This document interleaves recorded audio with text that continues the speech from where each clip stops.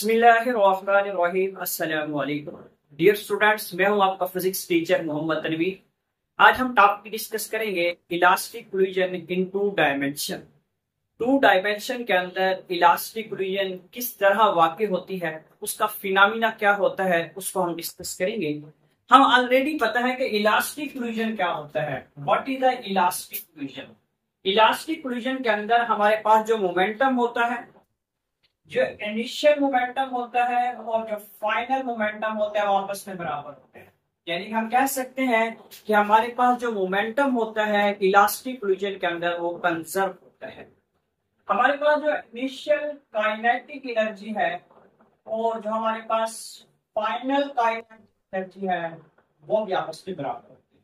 यानी कि elastic collision के अंदर मोमेंटम और काइनेटिक एनर्जी कंजर्व होती है। इसके साथ साथ हमारे पास जो टोटल एनर्जी होती है, टोटल एनर्जी इनिशियल और जो टोटल एनर्जी हमारे पास फाइनल है वो भी आपस में इक्वल होती है, वो भी कंजर्व होती है। इलास्टिक कोलिजन एक आइडियल सिस्टम होता है जिसके ऊपर हम एक्सटर्नल फोर्स अप्लाई नहीं करते, इलास्टिक कोलिजन कहलाता है। उसके अंदर हमारे पास मोमेंटम, काइनेटिक एनर्जी और उसके साथ साथ टोटल एनर्जी कंजर्व रहती है। ये डेली लाइफ के अंदर, रियल लाइफ के अंदर नहीं होता, ये सिर्फ और सिर्फ एक आइडियल स्टेटमेंट होती है। उसके लिहाज से हम उसको एक्सप्लेन करते हैं, जिसके अंदर हमारे पास जो काइनेटिक एनर्जी होती है उसके अंदर किसी किस्म का कोई लॉस नहीं होता। अब उसके साथ कहा है कि इन टू डायमेंशन इलास्टिक कोलिजन तो होगी, आपस में पार्टिकल टकराएंगे। जैसे हमारे पास एक गैस का सिलेंडर है, उसके अंदर इंटरनली तौर पे पार्टिकल आपस में कोलाइड कर रहे हैं। इस वक्त एक पार्टिकल दूसरे पार्टिकल के साथ जाके टकराता है, कोलाइड करता है, तो उसके साथ जिस वक्त कोलाइड करने के बाद वो एक ही डायरेक्शन में मूव नहीं करते, वो एक्स एक्सिस में भी जाते हैं और उसके साथ साथ वाई एक्सिस में भी जाते हैं। तो उसको हम कहते हैं कोलिजन के बाद, आफ्टर कोलिजन उनके पार्टिकल की जो मोशन होगी वो टू डायमेंशनल होगी। तो हमने यहाँ पे लिखा है consider the motion of two balls. हमारे पास दो बाल्स हैं of mass m1 and m2 in a straight line. m1 और m2 एक स्ट्रेट लाइन के अंदर मूव कर रहे हैं with velocities of v1 and v2। इसकी वेलोसिटी v1 है और इसकी velocity v2। v1 velocity greater than होगी, v1 वेलोसिटी ग्रेटर देन होगी v2 से, तभी ये वाला मास इसके साथ जाके कोलाइड करेगा, तभी इसके साथ जाके टकराएगा। फिर उसके बाद क्या होता है, the velocities of v1 and v2 respectively moving in an elastic motion। उसके बाद स्ट्रेट लाइन के अंदर जा रहे थे, जैसे ही स्ट्रेट लाइन के अंदर जाते हैं under going in the elastic collision, वो इलास्टिक कोलिजन का फिनोमेना करते हैं, एक दूसरे के साथ जाकर टकराते हैं। assume the bodies move off। जिस वक्त बॉडी अलग अलग होंगी, टकराने के बाद जिस वक्त वो अलग अलग होंगी, तो हमारे पास जो मास m1 है, ये मास हमारे पास m1 है, इसकी वेलोसिटी हमारे पास आ जाएगी v1 प्राइम, और मास 2 है, इसकी जो हमारे पास वेलोसिटी होगी वो v2। मास 1 के दरमियान जो एंगल बनेगा वो θ1 बनेगा, मास 2 के दरमियान जो एंगल बनेगा वो θ2 बनेगा। यहाँ पे हमने लिखा है velocities of v1 prime and v2 prime making an angles of θ1 and θ2 respectively with x axis. x axis के साथ, x एक्सिस के साथ यहाँ पे θ2 एंगल बनेगा मास 2 के साथ, और मास 1 के साथ θ1 एंगल बनेगा। बहुत ही सिंपल है, बहुत ही आसान है, ज्यादा एक्सप्लेनेशन में हम नहीं जाएंगे। हम फर्स्ट ईयर के लेवल तक ही रह के बात करेंगे, बीएससी लेवल या बीएस के लेवल तक हम नहीं जाएंगे। बहुत ही सादा सादा सिंपल सिंपल बातें करेंगे।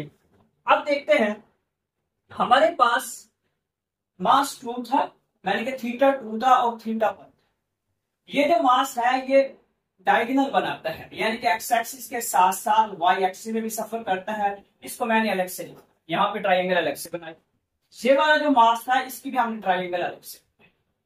अब हमने कहा है कि मोमेंटम कंजर्व तो है, मोमेंटम कंजर्व है अलोंग एक्स एक्सिस, उसकी वैल्यू क्या होगी? अलोंग एक्स एक्सिस के लिहाज से हमारे पास जो इनिशियल मोमेंटम होगा और जो हमारे पास फाइनल मोमेंटम होगा, initial momentum before collision is equal to final momentum after collision, दोनों आपस में बराबर होते हैं। अब देखते हैं, अब यहां से क्लियर हो गया कि m1 v1 m2 v2, ये हमारे पास इनिशियल मोमेंटम है। m1 v1 plus m2 v2, ये इनिशियल मोमेंटम है। m1 मास का फाइनल मोमेंटम क्या होगा अलोंग एक्स एक्सिस।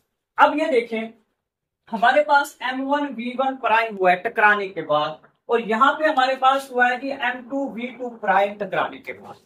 जिस वक्त ये डायगोनल बना रहा है तो इसका मतलब है y एक्सिस में भी जा रहा है और उसके साथ साथ x एक्सिस में भी, ये x एक्सिस में भी जा रहा है उसके साथ साथ जी y एक्सिस में भी। यहाँ पे मास 1 था तो θ1 एंगल बना, यहाँ पे मास 2 था तो θ2 एंगल बना।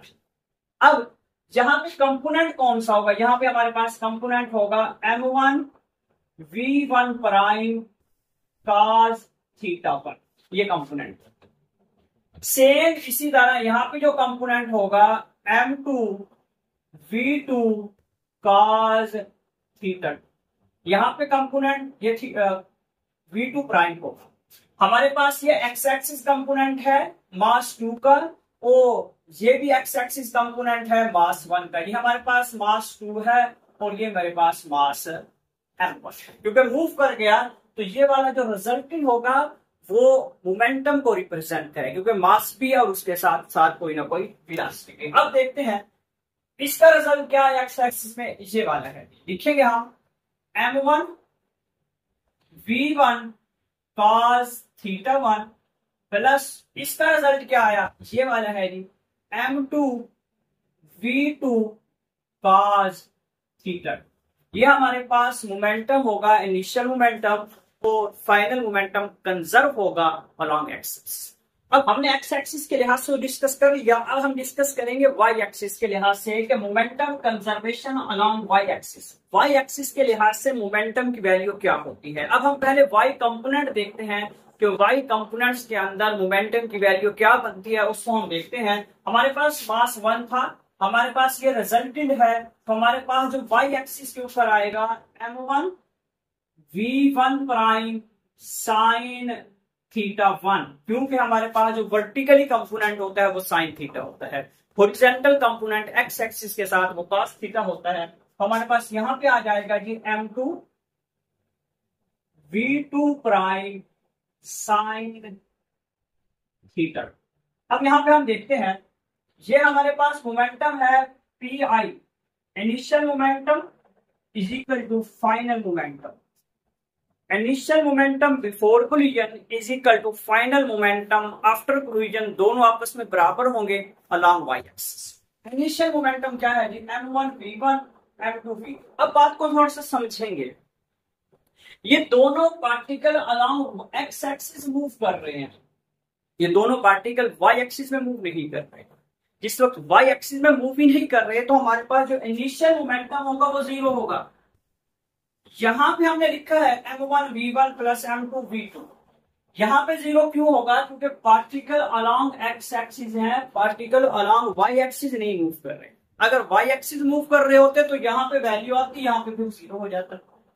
लेकिन टकराने के बाद पार्टिकल डायगोनल तरीके से जाता है, उसका जो हमें कुछ ना कुछ हिस्सा वाई एक्सिस में उसका नजर आता है। जब वाई एक्सिस में कुछ ना कुछ हिस्सा नजर आता है तो हम लिख सकते हैं, फिर हमारे पास इसका जो रिजल्ट आएगा यानी कि वाई एक्सिस में पार्टिकल 1 का और उसकी वेलोसिटी का ये वाला है, पार्टिकल 2 का ये वाला है। तो हम लिखेंगे यहाँ पे m1 v1 prime sine θ1 plus m2 v2 prime sine θ2, यानी कि हमारे पास जो इनिशियल मोमेंटम होगा और जो फाइनल मोमेंटम होगा वो आपस में कंजर्व होंगे। अब बात को थोड़ा सा समझेंगे, अगर इस वैल्यू को मैं साइड पे लेके आ जाता हूं तो ये वैल्यू नेगेटिव, ये वाली वैल्यू नेगेटिव में चली जाएगी, ये पॉजिटिव में। इसका मतलब ये है कि एक पार्टिकल ऊपर की तरफ गया तो एक पार्टिकल कहाँ गया है, नीचे आया है।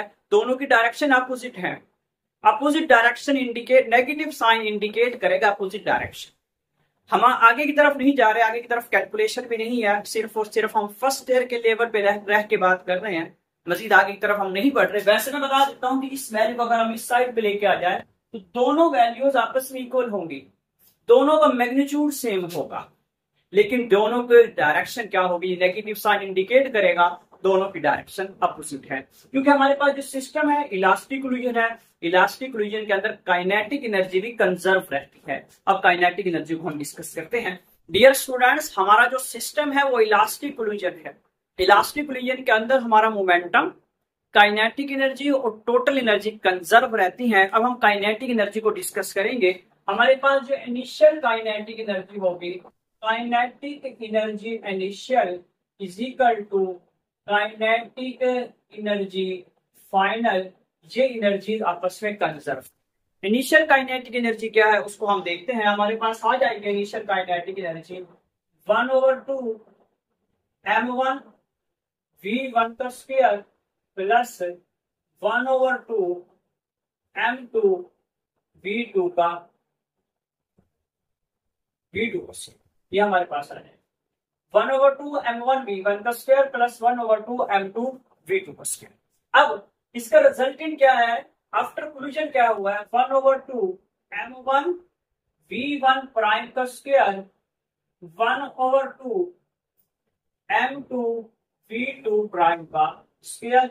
ये हमारे पास इनिशियल काइनेटिक एनर्जी और फाइनल काइनेटिक एनर्जी कंजर्व होगी। जो प्राइम वाली वैल्यू है v1 प्राइम और v2 प्राइम, ये रिजल्टेड वैल्यू है। ये ना ही अलोंग एक्स एक्सिस है और ना ही अलोंग वाई एक्सिस है। उसके एक्सप्लेनेशन में हम नहीं गए। जहां तक हमारा टॉपिक था हमने अपनी डोमेन के अंदर, हमने अपनी लिमिट के अंदर रहते हुए टॉपिक को ही क्लोज किया है। मैं उम्मीद करता हूं आप लोगों को लेक्चर समझ आया होगा। नेक्स्ट लेक्चर के अंदर मिलते हैं इंशाल्लाह। अपना ख्याल रखिए, हमारे साथ जुड़े रहिएगा। अल्लाह हाफिज।